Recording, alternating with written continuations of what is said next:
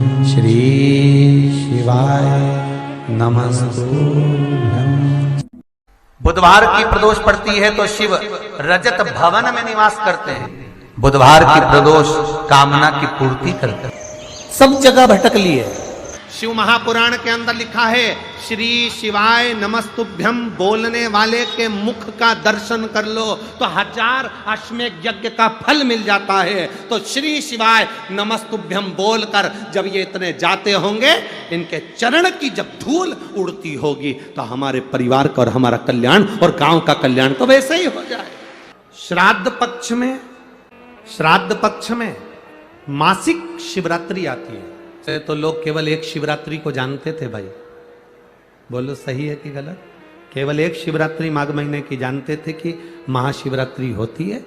शिव महापुराण की कथा धीरे धीरे सुनते शिवरात्रि के महत्व को लोग जान गए। बहुत कष्ट में हो, बहुत तकलीफ में हो तो महाराज 108 चावल के दानों को केसर में भिगोकर, केसर के पानी में केसरिया कर पकाना नहीं है, पकाना नहीं, उसको कच्चा चावल केसर में भिगोकर 108 दाने शंकर को मध्य रात्रि में शिवरात्रि के दिन सूर्यास्त के बाद रात के 12 बजे से पहले कभी भी शंकर को चढ़ा दो, समर्पित कर दो। और वही अक्षत के दाने उठाकर वापिस रख लेना ब्रह्म मुहूर्त में सुबह 4 बजे, बस फिर बाबा पे सौंप देना। जितनी शिवरात्रि आती जाएंगी उतना धन बढ़ता चले जाएगा। बाबा पर सारी दुनिया में जाकर बोलिया है, जगह जगह जाकर प्रार्थना कर ली, निवेदन कर लिया, तो भी तुम्हारा अगर कोई काम ना बने तब एक काम जरूर करना, एक बेलपत्र, एक शमी पत्र, एक कनेर का फूल देवाधिदेव महादेव को प्रत्येक प्रदोष के दिन शिवजी को जल चढ़ाकर समर्पित करना प्रारंभ कर दो। 2 या 3 प्रदोष निकलेगी, मेरा देवाधिदेव महादेव तुम्हारी झोली खुशियों से भर दे निश्चित। दुकान 4 दिन अच्छी चल रही है, फिर व्यापार डाउन हो जाता है, कोई पैसा लेकर भाग गया, नहीं दे रहा, कहीं कर्जा मात्रा बढ़ गई है, ये पितृदोष के लक्षण है। इसमें आपके घर में जो भी रुद्राक्ष पड़ा हो, जो भी रुद्राक्ष रखा हो, एक पानी के पात्र में उस रुद्राक्ष को डाल दीजिए, उसमें 1 चावल का दाना डाल दीजिए। हंडा जहां होता है, मटका, हंडा या रसोई घर में आपका जो पानी भरने का स्थान होता है, जिसको आरो वारो क्या क्या लगा के रखते हो, उसी के कहीं पास में उस कलश को रख दीजिए, ऊपर से उसको ढक दीजिए।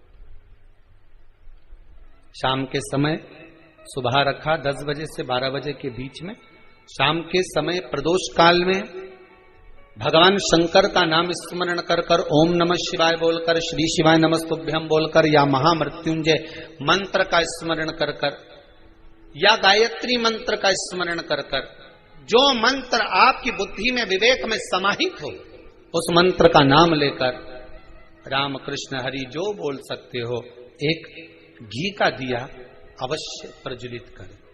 लंबी बाती रखा है, उसके ऊपर जो प्लेट रखी है, ढाका गया है, वहां अपना सीधा हाथ रखें और अपने पूर्वजों का, अपने पितरों का स्मरण करें कि मेरे धन को लेकर कोई चले गया, मेरा व्यापार ऐसा चल रहा है, मेरा घर में बच्चों का विवाह नहीं हो रहा, या घर में इतनी अशांति है, ये सब का स्मरण कर कर उस कलश को रात्रि भर रखे रहने दें।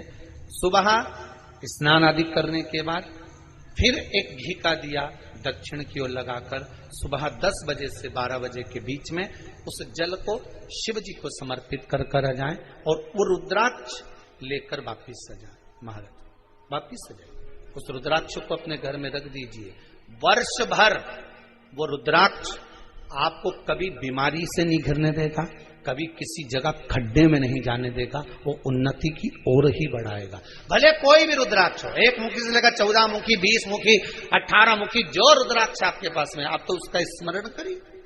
आप लोगों से निवेदन, प्रयास करना, एक सफेद पुष्प, एक श्वेत पुष्प, तो श्राद्ध पक्ष की शिवरात्रि के दिन बाबा देवाधिदेव महादेव को एक सफेद पुष्प समर्पित कर देने पर अपने मन की कामना कर कर बाबा देव अधिदेव महादेव 3 महीने वो कामना पूर्ण करता है। 2 जगह दिए लगाना प्रारंभ कर दो।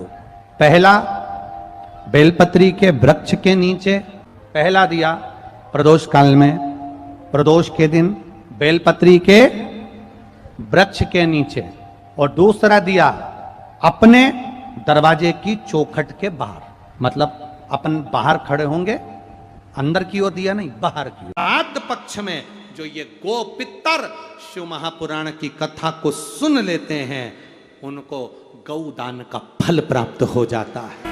आप किसी को कुछ नहीं दे सकते, तो श्राद्ध पक्ष में जब आप भगवान शंकर का आराधना करें तो 27 मनके की माला से अगर आप भगवान शिव का नाम जप कर रहे हैं, 27 मनके की माला से आप भगवान का भजन कर रहे हैं, 27 बार आप मुख से भगवान का नाम ले रहे हैं, 27 बार आप भगवान का स्मरण कर रहे हैं, तो ये श्राद्ध पक्ष में आपने तर्पण करा ना करा, पिंड करा ना करा, गया गए ना गया, 27 बार भगवान शंकर का नाम या राम का नाम या कृष्ण का नाम आप अगर अपने पूर्वजों के निमित्तार्थ भी ले लेते हैं, पक्ष में उन्हें गया पिंड तर्पण ब्रह्म कमाली का फल मिल जाता है और उनकी मुक्ति निश्चित हो जाती है। सब बोलिए एक बार जमकर, श्री शिवाय नमस्तुभ्यम।